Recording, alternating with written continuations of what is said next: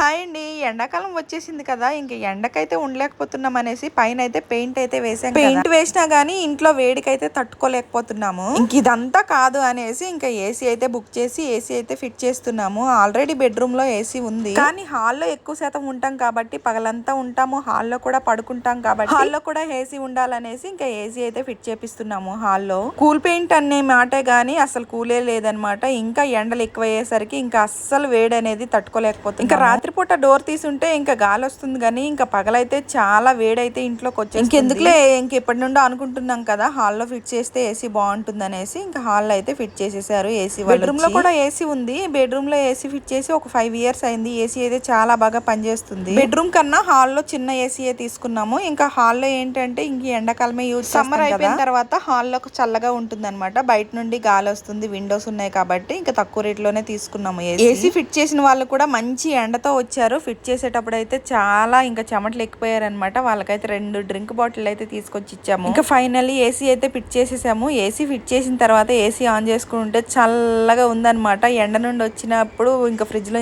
నీళ్ళు తాగితే ఎలా ఉంటుందో ఇంకా అలా ఉందన్నమాట. ఏసీ పెట్టుకున్న తర్వాత అనిపించింది అనవసరంగా పెయింట్ వేసాము, అదే పెయింట్ వేయకుండా ముందే ఏసీ ఫిట్ చేసుకుంటే బాగుండేది. ఏసీ కాస్ట్ వచ్చేసి 40,000 పడింది అనమాట. తక్కువ ఎక్కువ అనేది కమెంట్ చేయండి. మాకైతే తక్కువే అనిపించింది. బెడ్రూమ్ లో ఉన్న ఏసీ వచ్చేసి మేము బజాజ్ లో తీసుకున్నాము. అప్పట్లో 50,000 పడింది. ఇప్పుడు ఇది ఎక్కువ తక్కువ అనేది కమెంట్ చేయండి. వీడియో నచ్చితే ఒక లైక్ చేసి, షేర్ చేసి, సబ్స్క్రైబ్ చేసుకోండి.